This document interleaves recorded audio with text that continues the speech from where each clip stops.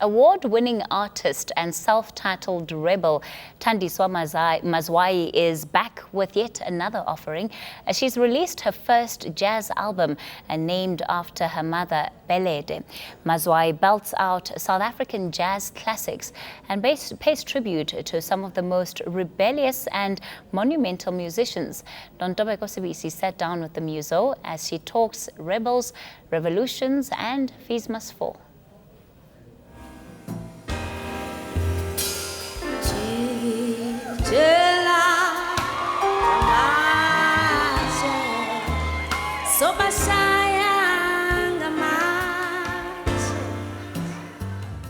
I trust the gift, and I trust the sincerity of the gift, and I trust that the gift will give back to me if I'm honest to it.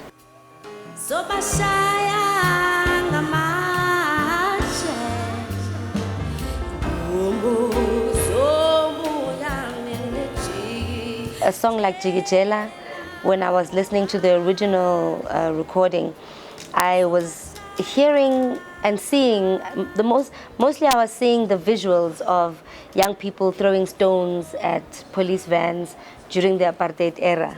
But then it also brought up visions of young people in today's time throwing stones at the police in the fight for decolonized education.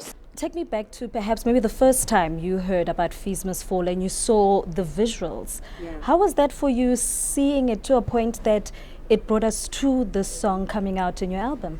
I think at first when I saw the student movement, I was very proud of the students. You know, I was like, oh wow, aba bantwana abadinwa banamandla, and ezinto abazithethayo, it's things that I felt were important in terms of ubuntu bethu. Asikwazi ukuqhubekeka in South Africa without developing our own history, our own languages, our own cultures. Asikwazi besiqhubekeka ngempilo ngamasiko abanye abantu. You know what I mean? And xa sithumela abantwana bethu to these schools, these universities, we're not going there for them to get a European education. We are Africans, we want our children to get an African education, an Afrocentric education. So after 2 years of this, I feel quite sad for them, because I can imagine the kind of trauma that these young people are facing. These are people who are between the ages of 18 and 23, you know, and they've already heard the sound of guns. They've had to rebel, you know, against the system. They've had a rage against the machine. So I feel sad for the trauma, and I also think that they must be very tired, you know, and that they're not really getting the right kind of support, you know. Where is the radical African leadership that we deserve? It's frustrating, it makes one angry, because lilizwe, you know, and when are we going to start behaving as though we did win this fight? You know, if we are truly the victorious people in South Africa, then South Africa must represent a true victory of the people. You know what I mean? We shouldn't be arguing about whether your hair is okay at school. We shouldn't be arguing about whether or not, you know, our languages should be included into higher education. We shouldn't be talking about that. We shouldn't be talking about whether our children should change the history that they're learning at school. It should be radical and exciting. These should be exciting times for us.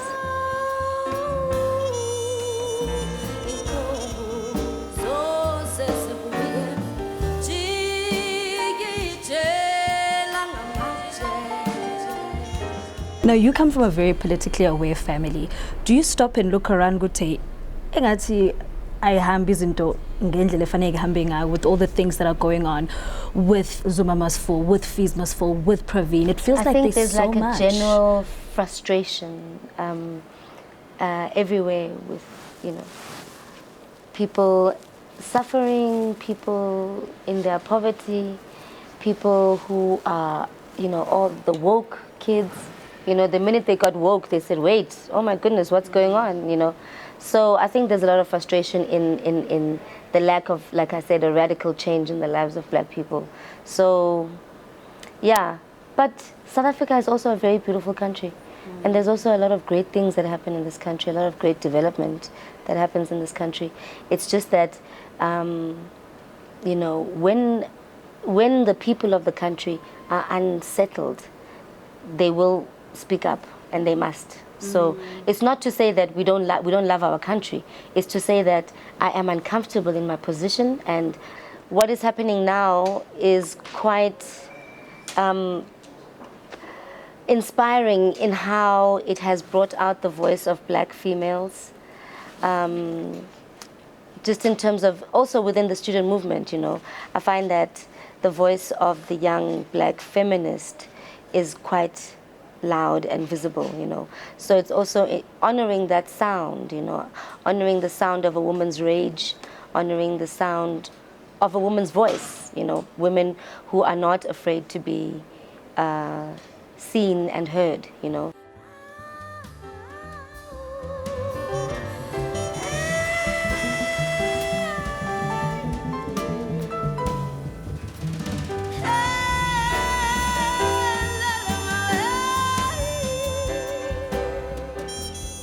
Now, let's go to your name of your album. Yes. Once again, you always say that there's always a link with your mother in this narrative. Tell us about how close were you? How was your relationship with your mother? And bekunjani ukukhula naye? My mother was very, very, very, very, very, very, very, very, very smart, and extremely political and radical in her political ideas.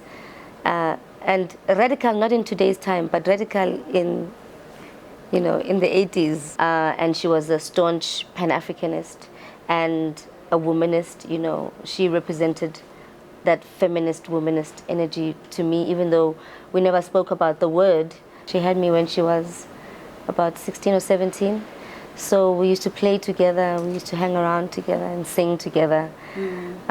She was just a fun, intelligent, beautiful, statuesque, incredible woman. And it's funny because when I announced on Twitter that I'm naming the album after my mother, I got so many students, because she was a teacher at Immaculata in Orlando.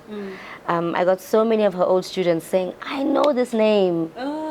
This is my old teacher." And you know, somebody told a story and said that she walked into the classroom and wrote the word Belede on the thing, and she said, "Read this word," and then they said, "Yeah, Belede," or whatever, and she said, "It's Belede, umfazo Belede," and she started speaking her iThakazelo. And this guy says, you know, that most of the teachers were afraid of the students at that time because beba ama-comrade bengezwa, you know, if they decided ukuthi bayayivusa bebeyivusa khona lapha eklasini. And she says your mother was fearless, bengasabi at all, and she was like, in fact, pushing us along and giving us like the language to support our struggle, you know, because as young people you're just angry until somebody says, no, what this is you are oppressed, and now you are feeling that oppression and you are fighting for your freedom, you know. So she was just that kind of person. How much in her radicalness that you talk about and how much in her silence has influenced you? Where do you see elements of her coming out through you? Well, I don't really consider, I don't think I'm as radical as she was. I guess maybe I am in some of my ideas. I don't know. That's quite an interesting. Lit. Yeah, I'm woke, lit, all of those things, you know. And she was definitely like that. Yeah. But I'm thinking about the silences. That's an interesting question. I'll think about it some more. Mokabanga, which is the one that you guys would both be connecting on and singing along to? I think that's easy. I did a song called Malaika on the album, and it's a song that Miriam Makeba made very famous around the world. It comes from Tanzania, and my daughter's name is Malaika. So I think, for me, if I visualize it now, I'm thinking that having not met my daughter and my daughter having not met her grandmother, that would be the song that kind of connects us all, you know. And that's probably the one that my mother would love the most.